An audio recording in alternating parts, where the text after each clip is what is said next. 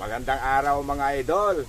Matagal nang sira tong kubo-kubo natin kung saan tayo nag-vlog dati sa YouTube channel natin at saka Facebook page natin na Papa Ambet at saka Papa Ambet Vlog sa YouTube. At matagal din natin ginamit tong kubo-kubo kung saan tayo gumagawa ng content dito sa bukid. Pero sirang-sira na dahil huminto tayo sa farming.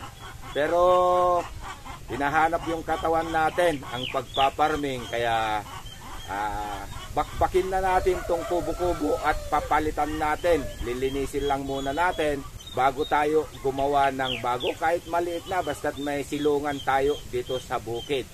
Yan, at babaklasin na natin dahil sirang-sira na, hindi na pwedeng gamitin. Yan.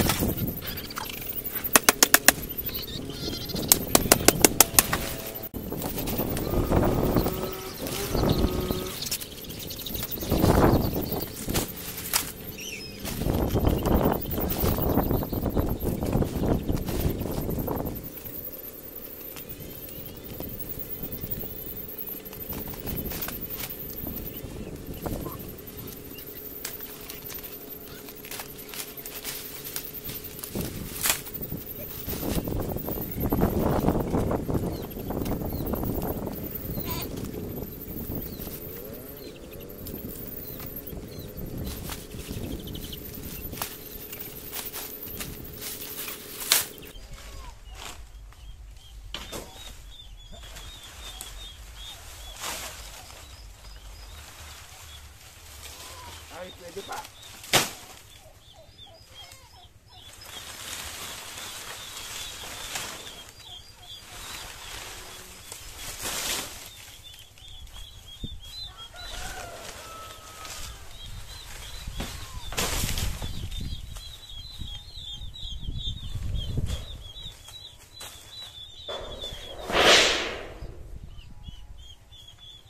Tuloy natin mamaya.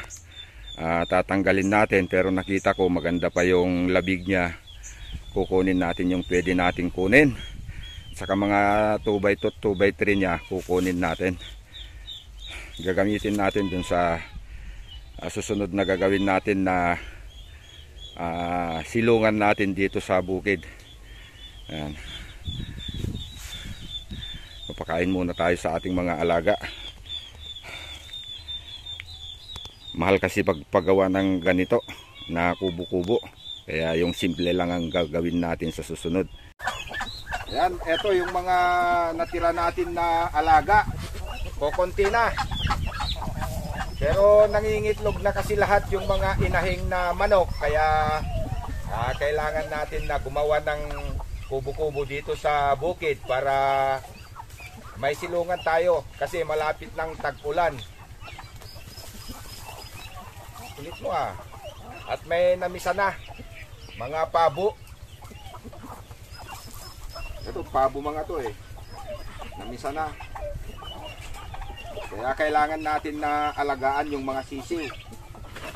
Sayang naman.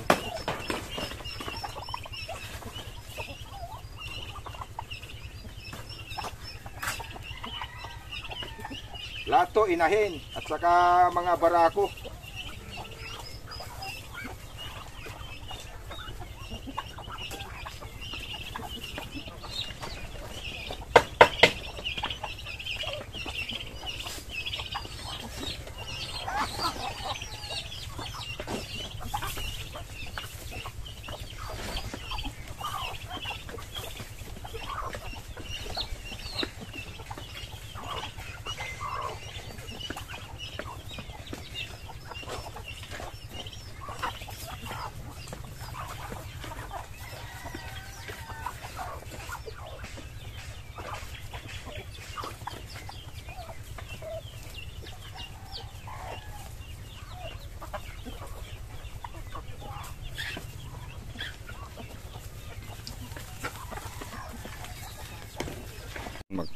Magpapakain pa tayo sa ating mga alagang hito dahil medyo malalaki na rin.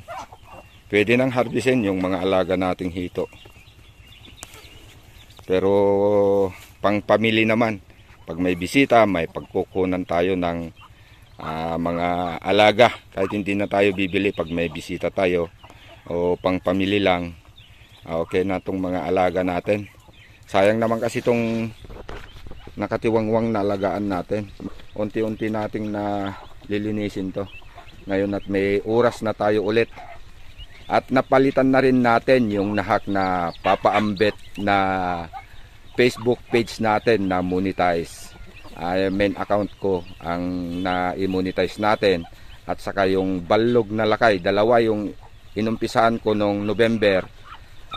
Monetize na silang dalawa, kaya ayan, medyo hindi na tayo busy ngayon dahil monetize na ang mga page at Facebook main natin. Yan. Kasi pag di mo binilisan yung paggawa ng content, pag gumagawa ka ng page mo at saka Facebook page mo, kailangan yung 2 months habulin mo yon para ma-monetize ka.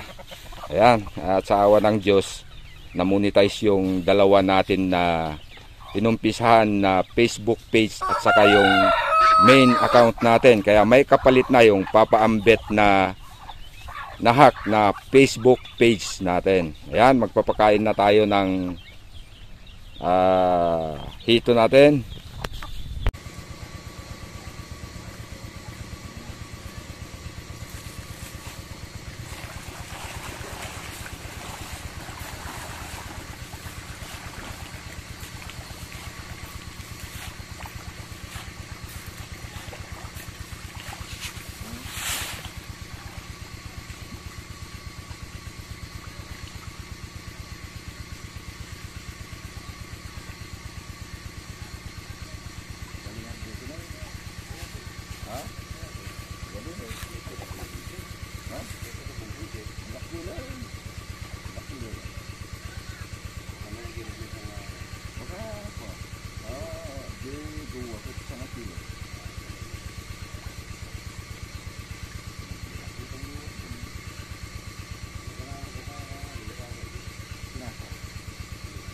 Itlog.